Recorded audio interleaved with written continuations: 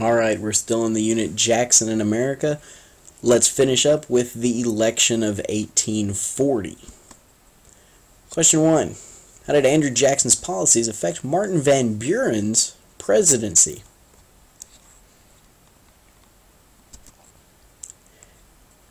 The election of 1836, this is a map actually showing that election, the Whigs tried an interesting strategy of, let's see if we can nominate 4 people for president and see if they can compete with the Democrat Martin Van Buren and force that election into the House of Representatives. Well, in case you can't tell from the map, it didn't work. Martin Van Buren won outright on the electoral vote. So Van Buren's presidency is characterized by a couple things. The big issues during that, the continued controversy over abolition and slavery, which instead of getting better is only getting worse. The gag rule that they had passed in Congress remained in effect. There's something in Maine called the Aroostook War. This takes place, there was a dispute between the people of Maine and the people of Canada over what exactly is that boundary. Sadly, the people of Maine had a map showing that the Canadian claims, which actually were down in what we think of today as Maine, were correct. Fortunately for them, the Canadians had a map that said that Maine's claims, which extend up into modern Canada, were correct also. So each side was kind of trying to deceptively deal with the other one. We call it the Aroostook War, even though no shots were actually fired. However, the state of Maine and the Canadian government appropriated money to prepare militias for defense and attack against the other side, whatever negotiations kept it from turning into anything terrible. There's also this thing called the U.S. Exploring Expedition. And sometimes the sailors on the exploring expedition actually refer to it as the USXX. Okay? This exploring expedition was sent out to survey routes in the Pacific, the island chains. They mapped over 200 islands in the island chains around Fiji. They mapped the Pacific Northwest, and they actually even discovered Antarctica. So we discovered Antarctica. Yay! Mostly what we remember Van Buren's presidency for, though, are the economic problems and the disaster that was. There's this thing called the Panic of 1837. Okay. Panic of 1837 was worse than, economically it was worse than, the Great Depression of the 1930s.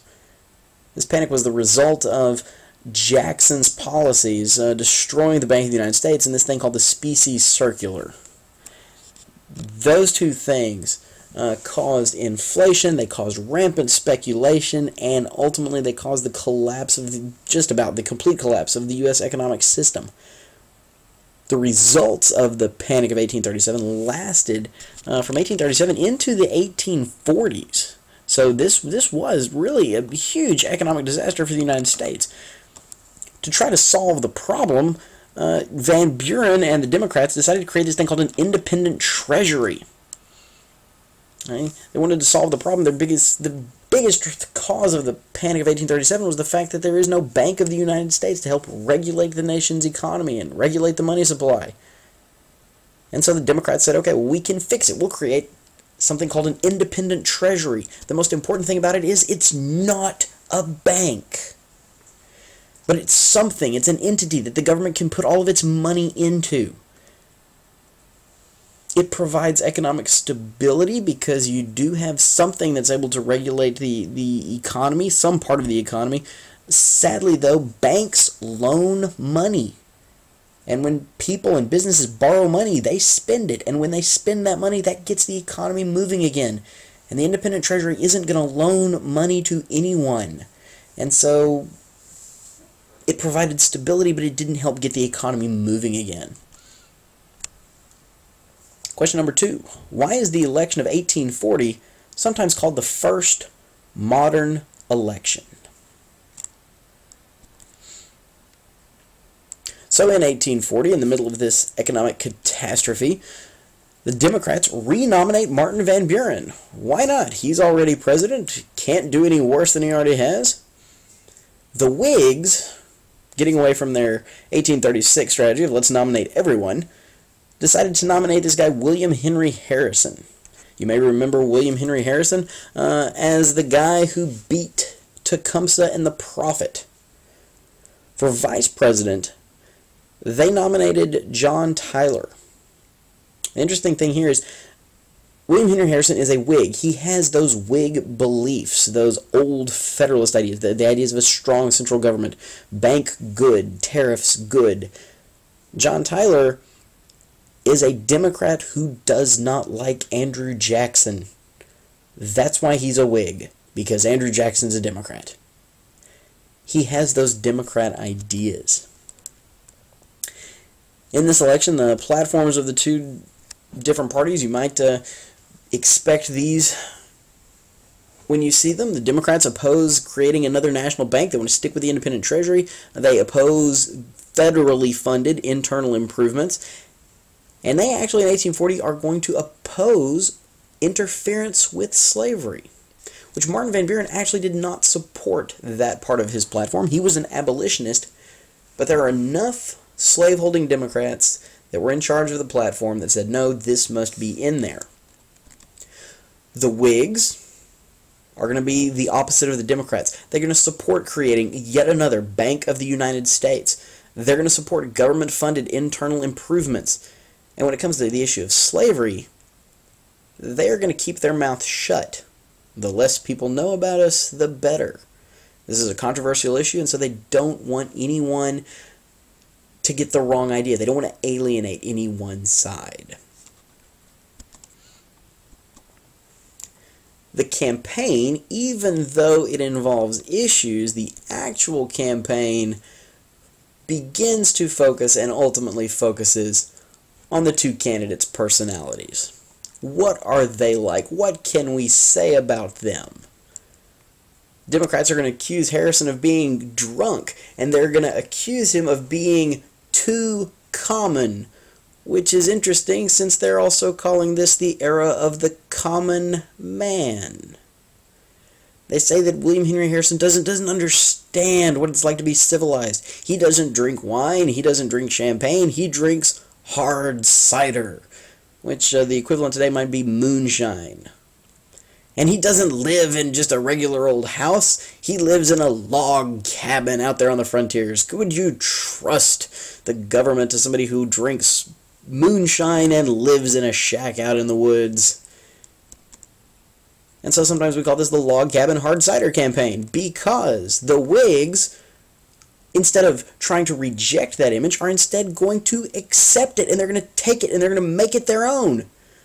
And they say, yes, William Henry Harrison does drink hard cider. Yes, he does live in a log cabin. And in reality, he doesn't. He drinks wine, he drinks champagne. Nobody wants to drink hard cider. He doesn't live in a log cabin, he lives in a 17-room mansion. But he will adopt that persona because that's common. That's normal to so many different people in America. They will refer to his victory over the Prophet at the Battle of Tippecanoe, and they'll come up with a campaign slogan, Tippecanoe and Tyler too.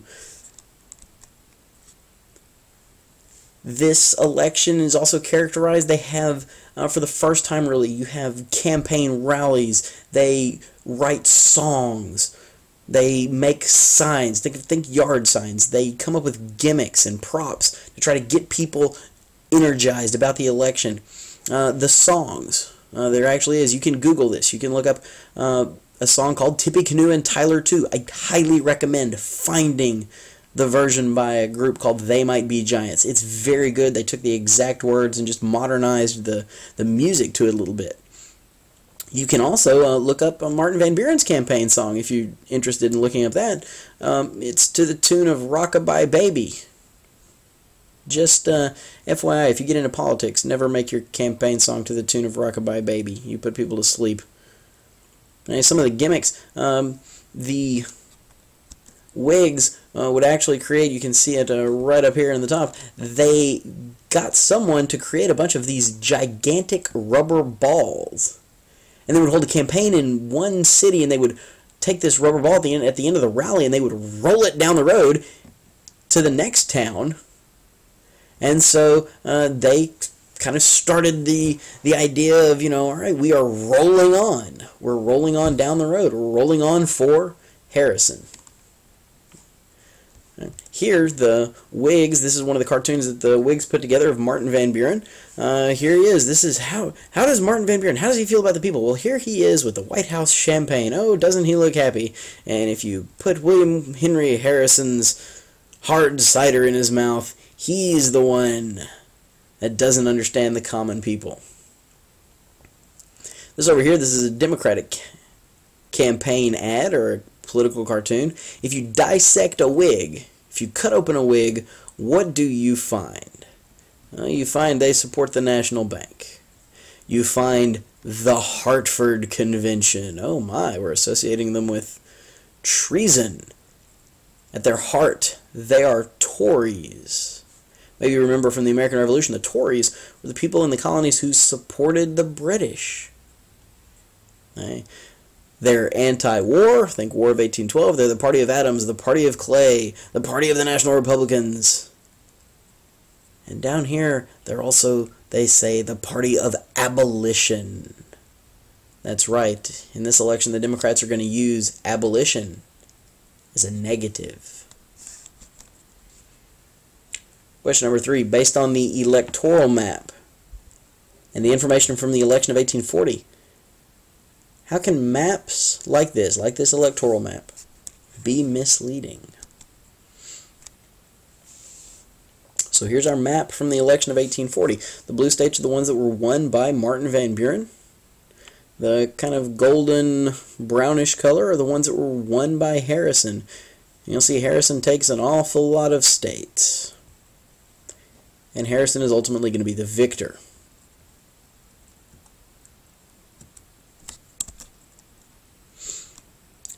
So, the actual results, this will make a little bit more sense to you. Harrison gets just over 1.2 million popular votes. He comes away with 234 electoral votes. Martin Van Buren, though, 1.1 million. It's not that far behind. Only about 150,000 votes or less, popular votes, behind Harrison. This is a relatively close election, but look at that electoral vote. 234 electoral votes to Harrison. Only 60 for Martin Van Buren. And this is because of what we call the winner-take-all system.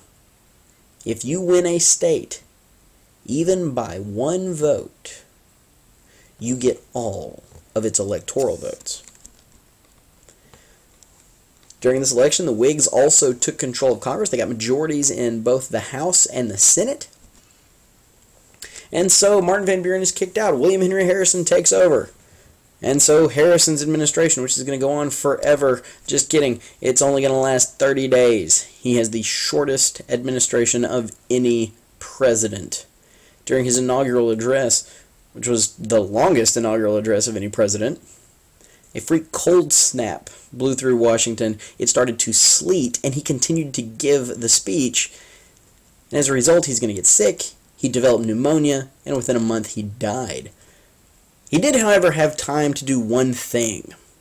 The Whigs in Congress repealed the independent treasury. They destroyed the independent treasury, sent that bill on to Harrison. Harrison signed it, and once they destroyed the independent treasury, their plan was, all right, now we will create another Bank of the United States.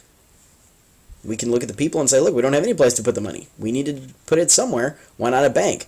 Unfortunately, when Harrison died, that left John Tyler as president, and John Tyler is an anti-Jackson Democrat. And so when the Whigs pass a bill to create a third Bank of the United States, the new president vetoed it because he's a Democrat and he doesn't believe that banks are constitutional. I hope this made sense. I hope you study well for your test. I hope you're well prepared. We'll see you in class.